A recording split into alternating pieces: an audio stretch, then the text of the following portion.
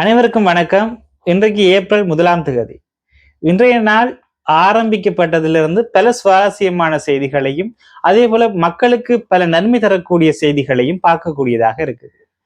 இந்த மாசம் உங்களுக்கு தெரியும், மிக முக்கியமான ஒரு மாதம். ஏனென்று சொன்னா இந்த உள்ளூராட்சி சபை தேர்தல்களுக்கான பிரச்சாரங்கள் பெரிய அளவில் நடக்க போறது இந்த மாதத்துல தான். ஏன்னு சொன்னா மே மாதம் 6ஆம் தேதி தேர்தலுக்கான திகதி அறிவிக்கப்பட்டிருக்குது. ஆகவே இந்த மாதம்தான் முழுக்க முழுக்க தேர்தல் பரப்புரைகள் வந்துட்டு அதிக அளவுல பார்க்கக்கூடியதாக இருக்கும்.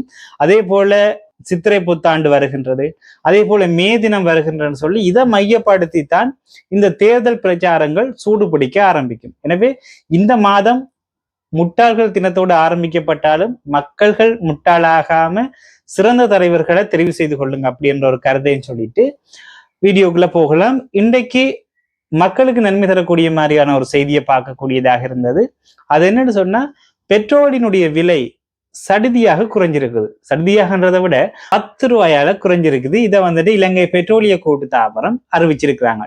மார்ச் மாதம் 31ஆம் தேதி நள்ளிரவு 12 மணிக்கு பிறகு அமுலாக்கக்கூடிய வகையில ஒக்டன் 92 ரக பெட்ரோலினுடைய விலை 10 ரூபாயாலும், அதே போல ஒக்டோன் 95 ரக பெட்ரோலினுடைய விலை 10 ரூபாயாலும் குறைக்கப்பட்டிருக்கு. அதன் அடிப்படையில் நாங்கள் பார்ப்போமாக இருந்தால், ஆரம்ப விலையா, அதாவது இந்த விலை குறைக்கிறதுக்கு முன்னுக்கு இந்த ஒக்டோன் 92 ரக பெட்ரோலினுடைய விலை 309 ரூபாயாக காணப்பட்டது. இது 10 ரூபாய் விலை குறைக்கப்பட்டு தற்போது 299 ரூபாய்க்கு விற்பனை செய்யப்படுகின்றது. அதே போல இந்த ஒக்டோன் 95 ரக பெட்ரோல் 371 ரூபாயாக காணப்பட்டது. இதில் 10 ரூபாய் விலை குறைக்கப்பட்டு தற்போது 361 ரூபாயாக விற்பனை செய்யப்படுகின்றது. அதே போல வெள்ளை டீசல் 286 ரூபாய்க்கும், லங்கா சூப்பர் டீசல் 331 ரூபாய்க்கும், 1 லிட்டர் மண்ணெண்ணெய் 188 ரூபாய்க்கும் விற்பனை செய்யப்படுறதுக்கு தீர்மானிக்கப்பட்டிருக்குது. அதாவது இதுல வந்துட்டு இந்த ஒக்டோன் 92 மற்றும் 95 ரக பெட்ரோல்கள் மாத்திரம்தான் விலை குறைக்கப்பட்டிருக்குது. மற்ற எரிபொருள் எல்லாம் அதே விலையில தான் விற்கப்படுறாங்க.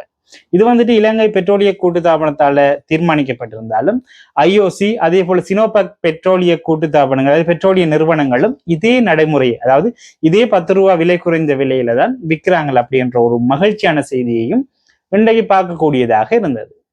அதே போல இன்னும் ஒரு சுவாரஸ்யமான செய்தி இன்றைக்கு பார்க்கக்கூடியதாக இருந்தது. முட்டை உற்பத்திக்கு வரி விதிக்கப்பட்டிருக்குது. அதாவது முட்டை உற்பத்தியாளர் சங்கத்தினுடைய செயலாளரான இந்த ரத்னஸ்ரீ அழகோன் அவர்கள் தெரிவிக்கிறார் என்னன்னு சொன்னா, இலங்கையில உற்பத்தி செய்யப்படுகின்ற இந்த முட்டைகளுக்கு வந்துட்டு 18% வரி விதிக்கப்படுகின்றதா. அதாவது அந்த நடைமுறை இன்றையிலிருந்து அமுலுக்கு வருமாம். இன்றையிலிருந்து உற்பத்தி செய்யப்படுகின்ற முட்டைகளுக்கு எல்லாம் 18% வரி அமுலுக்கு வருது அப்படின்ற ஒரு விஷயத்தை சொல்லியிருக்கிறார். ஆனாலும் கூட முட்டையினுடைய விலையில எந்த விதமான அதிகரிப்பும் இல்லை அப்படின்ற ஒரு விஷயத்தையும் இலங்கை முட்டை உற்பத்தியாளர் சங்கத்தினுடைய செயலாளர் அவர்கள் தெரிவிச்சிருக்கிறார். எனவே உங்களுக்கு கூட முட்டையில விலை கூடியிருக்கு அப்படின்னு சொல்லி யாராவது உங்களை ஏமாத்தி விற்கக்கூடும். எனவே தெளிவா இருங்க, முட்டையின் விலையில எந்த விதமான மாற்றமும் ஏற்படல. ஆனால் முட்டைக்காக அல்லது முட்டையை உற்பத்தி செய்யறதுக்காகத்தான் அந்த வரி வந்துட்டு அதிகரிச்சிருக்கு, இல்லாட்டி முதல் முறையாக ஒரு வரி விதிக்கப்பட்டிருக்குது அப்படின்ற ஒரு செய்தியையும் இன்றைக்கு பார்க்கக்கூடியதாக இருந்தது. அதே போல இப்ப அண்மைய காலங்களில் நீங்க பாத்தீங்கன்னு சொன்னா, தொடர்ச்சியாக இந்த லஞ்ச ஊழல்களுடன் தொடர்புடையவர்கள் கைது செய்யப்படுறாங்க. பலர் குற்றப்புலனாய்வு திணைக்களத்துல விசாரணைக்கு உட்படுத்துற ஒரு போக்கு பார்க்கக்கூடியதாக இருக்குது.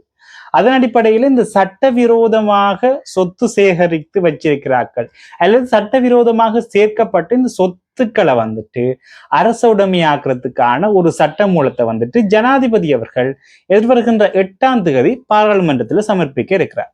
அதாவது என்னன்னு சொன்ன அந்த சட்டமூலத்துல சொல்ல போறது விஷயம், இப்போ ஒரு நபர் சட்டத்துக்கு முரணாக சொத்து சேர்த்து அதாவது சொத்து குவிப்பு மேற்கொண்டிருப்பாராக இருந்தால் அந்த சொத்துக்களை அரசுடைமையாக்கி அந்த அரசாங்க தேவைகளுக்காக, அதாவது மக்களுடைய பாவனைக்காக அந்த சொத்துக்களை பயன்படுத்துறது தான் இந்த சட்டமூலத்தினுடைய ஒரு சாராம்சம். எனவே இந்த ஒரு சட்டம் மூலமும் எதிர்வருகின்ற 8ஆம் தேதி பாராளுமன்றத்துக்கு கொண்டு வர இருக்குது. எப்படியும் அரசாங்க தரப்பினரால கொண்டு வரதால உங்களுக்கு 159 பேர் பாராளுமன்றத்தில் இருக்கிறதால நிச்சயமாக இந்த சட்டம் மூலமும் பாஸ் பண்ணப்படும். எனவே மக்களுக்கு ஒரு நன்மை பயக்கக்கூடிய ஒரு சட்டம் மூலமாக இது பயன்படுத்தப்படும் சொல்லி நாங்களும் நம்புவோம்.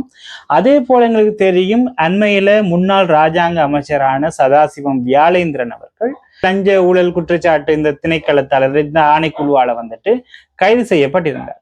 அப்படி கொழும்புல வைத்து கைது செய்யப்பட்ட அவருடைய அந்த விசாரணை இன்றைய தினம் கொழும்பு நீதவான் நீதிமன்றத்துல வந்துட்டு கொழும்பு நீதவான் நீதிமன்றத்தினுடைய தலைமை நீதிபதியான தனுஜ லக்மாலி அவர்களின் தலைமையில விசாரணைக்கு எடுத்துக்கொள்ளப்பட்ட நேரத்துல முன்னாள் ராஜாங்க அமைச்சரான சதாசிவம் வியாழேந்திரன் அவர்களுக்கு எதிர்வருகின்ற 8ஆம் தேதி வரைக்கும் விளக்குமறியல்ல வைக்கும்படியான ஒரு உத்தரவு இன்றைய தினம் பிறப்பிக்கப்பட்டிருக்குது.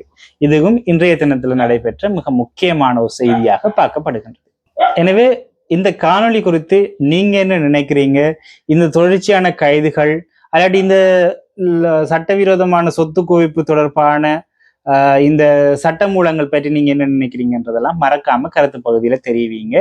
மற்றொரு காணொளியில சந்திக்கலாம். நன்றி, வணக்கம்.